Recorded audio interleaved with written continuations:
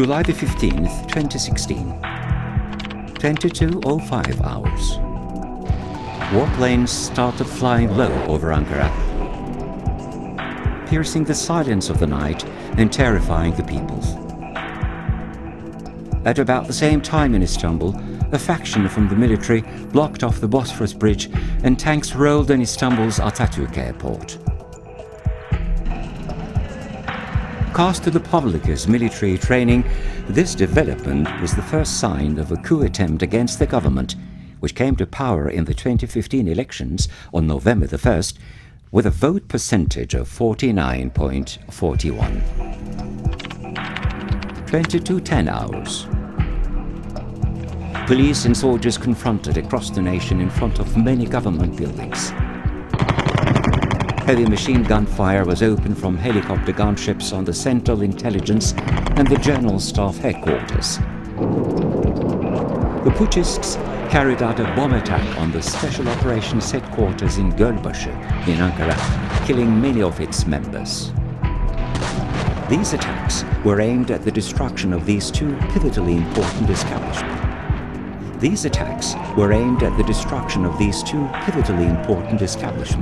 To foil the coup attempt. Meanwhile, reports of powerful explosions and gunfire in Ankara and Istanbul being heard dominated the social media. 23:10 hours. Prime Minister Binali Yıldırım described the incidents as an uprising. Doğrusu bir kalkışma ihtimali üzerinde duruyoruz. Belli ki emir komuta zinciri olmadan asker içerisindeki bazı kişilerin kanunsuz bir eylemi söz konusu. Saying it was a bid to seize power by a faction of soldiers in the military. All parties represented in parliament strongly condemned the coup attempt. Hepimiz tek vücut olarak demokrasinin yanındayız. Böyle maceraparestlere, böyle külhan beylerine, böyle Türkiye'nin bağrına bilmeden diyeyim gene de hançer sokmak isteyenlere müsaade etmeyeceğiz, müsamaha etmeyeceğiz ve asla ve kata demokrasiden vazgeçmeyeceğiz. July the 16th, 2016. 02 hours. The Putschists raided the state-run broadcaster, TRT, and forced at gunpoint an announcer to read out the pirate declaration they penned, a method also implemented in the previous military coups in Turkey.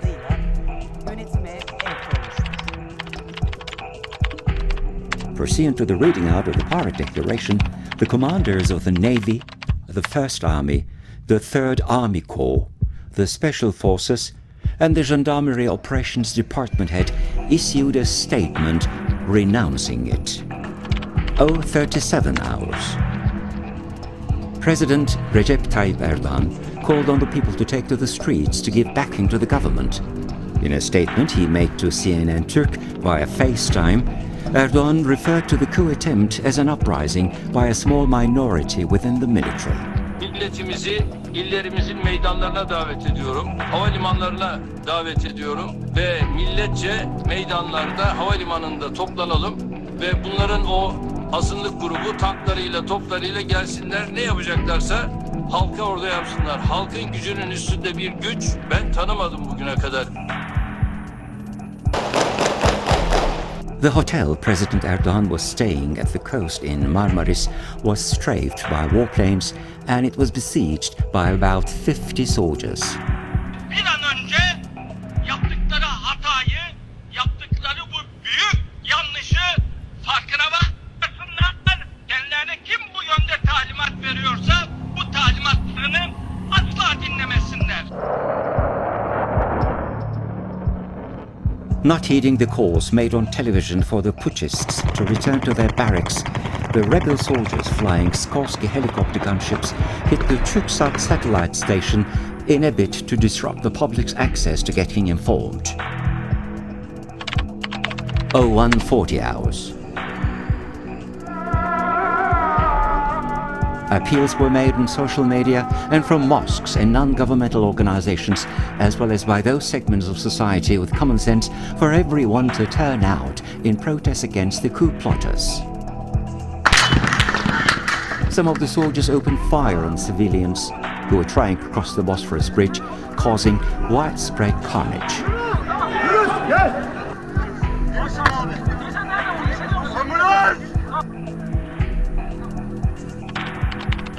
0250 hours. F-16s and military helicopters started striking the Turkish Grand National Assembly. 4 bombs landed throughout the night on the premises of Parliament, sending deputies and members of the press to the bunkers in panic. 0323 hours. The Doğan Media Group headquarters was stormed by soldiers. The coup plotters also had the CNN Turk channel go off-air. 0407 hours. Addressing throngs of people who were at Atatürk Airport to welcome him, President Recep Tayyip Erdogan said there was no power above that of the national will, and the coup plotters' move is an uprising, an act of treason against the state. 0626 hours. The F-16s, commandeered by Putsches, bombed the presidential compound and the surroundings, killing dozens of people.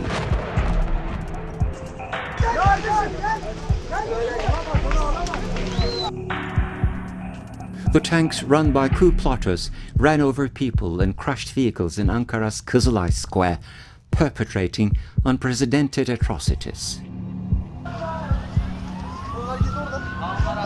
Chief of the General Staff, General Hulusi Akar, and some army commanders were understood to have been overpowered by their close army commanders. 0642 hours. The soldiers involved in the attempted coup, who took over the Bosphorus Bridge, buckled in the face of strong resistance by the police and the people, turning themselves over to the pro-government police forces, who, in a rare show of courage, protected the soldiers who tried to kill them. The Bosphorus Bridge, blocked off by tanks throughout the night, opened to traffic in the wake of the coup plotters' surrender.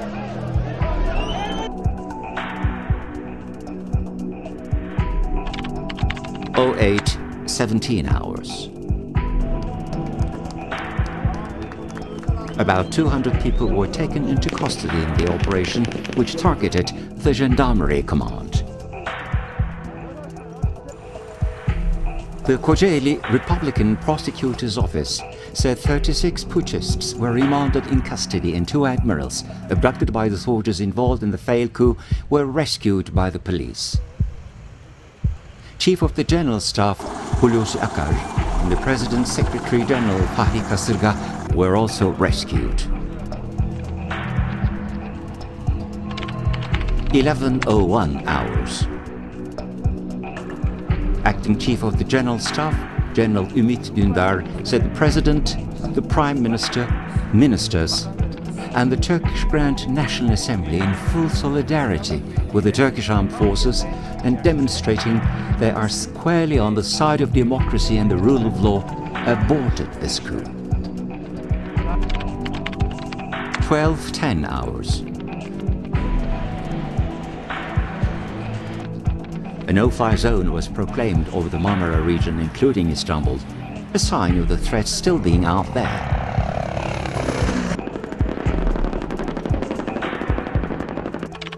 1321 hours. The Central Intelligence said the systematic operation was over and it proceeded to spot operations. 1330 hours. A Turkish military helicopter with 8 Putschists on board fled to Greece seeking political asylum. Turkey demanded the extradition of the officers. 1425 hours.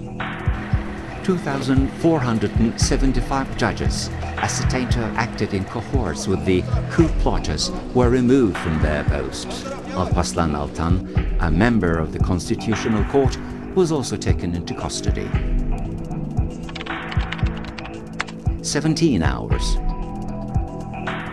The Turkish Grand National Assembly held an extraordinary session under Speaker İsmail Kahraman with the participation of 4 parties. Prime Minister Binali Yıldırım said all 4 parties stood up to the coup and qualified that day as the beginning of a new process. 1810 hours. Second Army Commander General Adem Huduti, Second Army Staff Commander and the Malatya Garrison Commander Major General Avni Angun were taken into custody as a result of a preliminary investigation. The former commander of the Air Force, General Akın Öztürk, was remanded in custody at the 4th Jet Base Command in Ankara's Kazan Township, where the other officers involved in the failed coup also laid down their arms and surrendered. The commander of the 3rd Army Corps, General Erdal Öztürk, was also taken into custody. Gendarmerie Commander Galip Mendi, taken hostage by the coup plotters, was also rescued. Sizlerin destansı mücadelenizi 21:35 hours. Colonel Erhan Baltacıoğlu, taken into custody after the coup was quashed, was arrested, and the Kayseri police helped the capture in Istanbul of Brigadier General Cemal Akyıldız.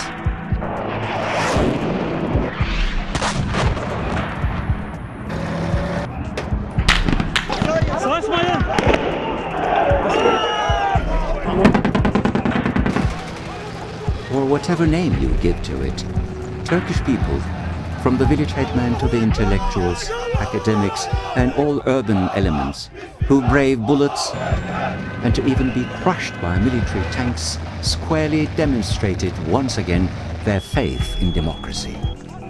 The chain of command in the military has renounced it from the very beginning, and the majority of army members have taken a firm stand against the faction of traitors. There are investigations being conducted with great attention and conscientiousness on the basis of constitutional and legal dictates about those involved in the aborted coup. The Turkish people, anchored in courage, acumen and dignity, have been the primary force to foil the coup by embracing their country and democracy. Having converged in the common denominator of the country, democracy and freedom, they have written a legend of democracy.